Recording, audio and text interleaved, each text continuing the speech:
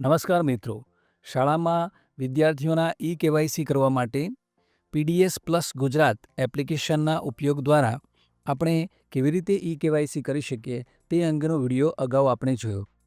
આજે આપણે વિદ્યાર્થીઓના ઈ-કેવાયસી કરવા માટે માય રેશન એપ્લિકેશનના ઉપયોગ દ્વારા કેવી રીતે ઈ-કેવાયસી કરી શકાય તેને અંગેની માહિતી મેળવીશું.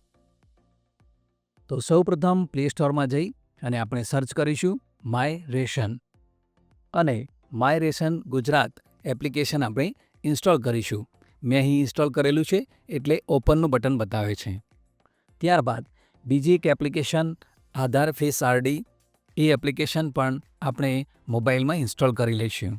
મેં મારા મોબાઈલમાં આધાર ફેસ આરડી ઇન્સ્ટોલ કરેલ છે એટલે ઇન્સ્ટોલ બતાવે છે.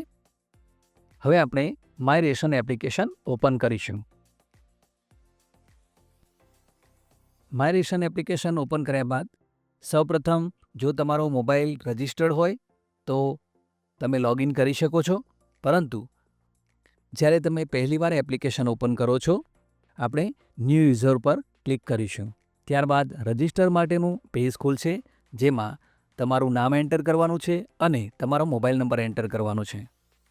ત્યારબાદ વેરીફાઈ મોબાઈલ નંબર પર ક્લિક કરીશું.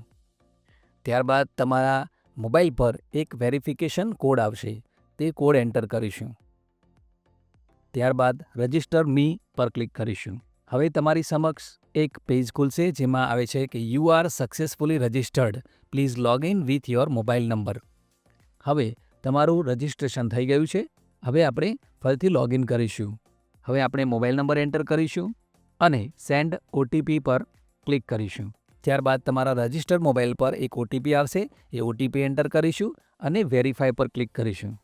ત્યારબાદ તમે એક પિન સેટ કરી શકો છો 4 અંકનો, એ પિન નંબર એન્ટર કરીશું. ફરીથી એ પિન નંબર એન્ટર કરીશું અને સેટ માય પિન પર ક્લિક કરીશું. હવે તમારી સમક્ષ હોમ પેજ ખુલશે, તેમાં બાજુમાં આપેલી 3 લાઇન પર ક્લિક કરીશું અને નીચે પ્રોફાઇલ પર ક્લિક કરીશું. ત્યારબાદ જે પેજ ખુલે એમાં લિંક યોર રેશન કાર્ડ પર ક્લિક કરીશું. અહીં તમારા રેશન કાર્ડનો નંબર એન્ટર કરવાનો છે અને વિદ્યાર્થીના આધાર કાર્ડના છેલ્લા 4 અંક એન્ટર કરીશું, જેથી કરીને રેશન કાર્ડ સાથે તે આધાર કાર્ડ લિંક થશે. ત્યારબાદ જે પેજ ખુલે એમાં આઈ એક્સેપ્ટ ધ કન્સેન્ટ ચોરસ ખાનામાં ટિક માર્ક કરીશું અને જનરેટ આધાર ઓટીપી પર ક્લિક કરીશું. ત્યારબાદ વેરીફાઈ ઓટીપી માટે એક મેસેજ આવશે, તેમાં તમારા રજિસ્ટર મોબાઈલ પર જે ઓટીપી આવે તે ઓટીપી એન્ટર કરીશું અને વેરીફાઈ ઓટીપી પર ક્લિક કરીશું. વેરીફાઈ ઓટીપી પર ક્લિક કર્યા બાદ ration card linked successfully, please exit and login again. આ રીતે આપણે રજિસ્ટ્રેશન કર્યું. ત્યારબાદ આપણે રેશન કાર્ડ સાથે આધાર કાર્ડને લિંક કર્યું અને એ લિંક થયા બાદ સક્સેસફુલીનો મેસેજ આપની સમક્ષ આવશે. હવે આપણે અહીંથી એક્ઝિટ થઈ અને ફરીથી લોગિન કરીશું. ફરીથી માય રેશન ઓપન કરીશું અને રજિસ્ટર મોબાઈલ નંબર એન્ટર કરીશું અને સેન્ડ ઓટીપી પર ક્લિક કરીશું. ત્યારબાદ રજિસ્ટર મોબાઈલ પર જે ઓટીપી આવે તે ઓટીપી એન્ટર કરીશું અને વેરીફાઈ પર ક્લિક કરીશું. ત્યારબાદ તમારી સમક્ષ હોમ પેજ ખુલશે. એ હોમ પેજમાં આધાર ઈ-કેવાયસી પર ક્લિક કરીશું અને ત્યારબાદ તમારી સમક્ષ જે પેજ ખુલે જેમાં આધાર ઈ-કેવાયસી કેવી રીતે કરવું તેના સ્ટેપ્સ આપેલા છે, એ સ્ટેપ્સ આપણે જોઈ લેવાના છે. ત્યારબાદ I have read the instructions, એ તમામ માહિતી આપણે વાંચી લીધી છે. તે બદલ આપણે ખાનામાં ટિક માર્ક કરવાનું છે અને ગેટ કાર્ડ ડિટેલ પર ક્લિક કરીશું. ત્યારબાદ રેશન કાર્ડનો નંબર એન્ટર કરીશું અને કોડ એન્ટર કરીશું અને ગેટ કાર્ડ મેમ્બર પર ક્લિક કરીશું. ત્યારબાદ તમારા રેશન કાર્ડમાં જેટલા વ્યક્તિઓના નામ હશે તે વ્યક્તિઓના નામ તમારી સમક્ષ આવશે. તેમાંથી તમારે જે વિદ્યાર્થીનું ઈ-કેવાયસી કરવાનું છે એ વિદ્યાર્થીને સિલેક્ટ કરીશું અને do Aadhaar e KYC in this member તેના પર ક્લિક કરીશું. ત્યારબાદ તમારી સમક્ષ જે કન્સેન્ટ આવે છે એ કેરફુલી વાંચી અને ચેકબોક્સમાં ટિક કરીશું અને જનરેટ ઓટીપી પર ક્લિક કરીશું.